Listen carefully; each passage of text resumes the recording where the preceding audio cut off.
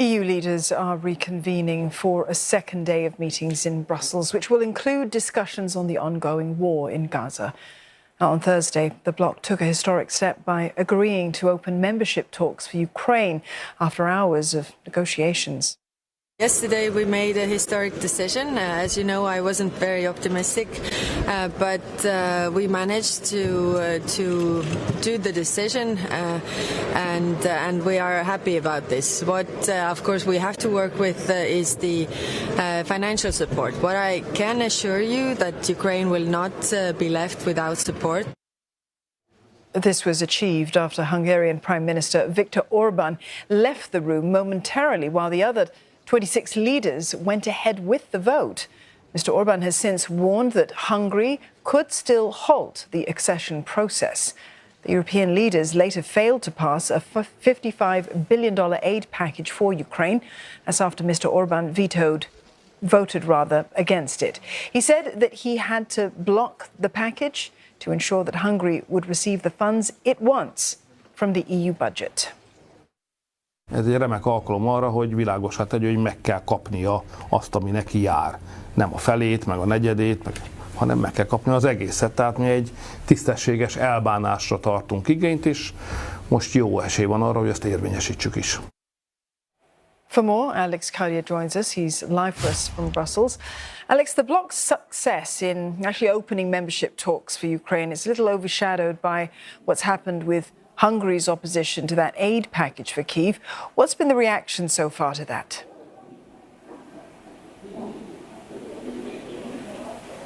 Well, there's certainly growing frustration with Viktor Orban, with the Hungarian officials blocking that new aid package. But I have to say, this morning, the European leaders that came back for day two of this meeting, giving interviews to journalists just behind me, seemed reasonably optimistic that it's not so much that they can't reach a deal, is that they can't reach it today. And the reason behind that is because this new money for Ukraine is also tied into rather complex negotiations for the EU budget. And you have 27 different countries negotiating how much to spend and how to spend it on the common EU budget. And that will take a while and be very technical, complicated negotiations. And certainly we heard from the Belgian Prime Minister Alexander De Croo this morning, as well as the Irish Taoiseach, both of them saying that it will only take a matter of weeks and they will reconvene early next year, according to Charles Michel. Mark Rutte, the Dutch Prime Minister, saying that will probably be January for an emergency meeting of the EU leaders just to iron out the details of this deal. So also stressing that Ukraine is not running out of money in the short term and that the EU will be able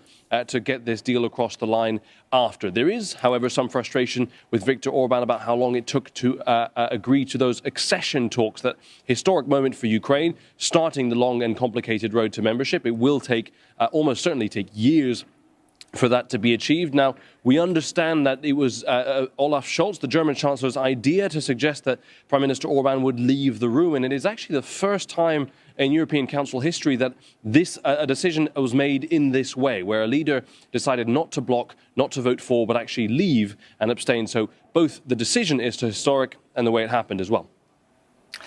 Alex, talk to us about what the EU leaders are going to discuss today.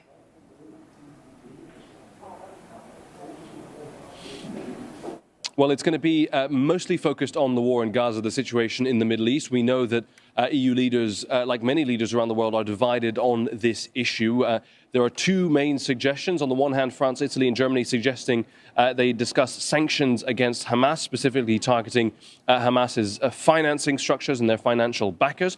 On the other hand, you have countries, including Belgium and Ireland, suggesting that the EU needs to look into sanctions against extremist Israeli settlers in the West Bank. Now, we don't expect any formal decision on that today. We expect discussions. But what is fair is that the EU position seems to have shifted, and that's something the Irish Taoiseach Leo Varadkar explained just a few moments ago behind me. Let's have a listen to what he had to say.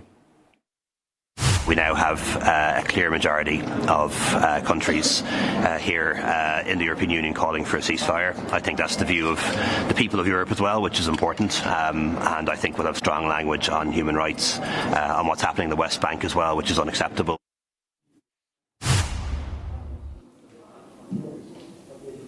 So really a shift in position. We'll see a shift in language. There will be stronger language on the West Bank from those European leaders gathered together. It seems very unlikely they will agree to call for a ceasefire or have a formal change of position, but certainly the EU's position behind the scenes when it comes to the war in Gaza is shifting.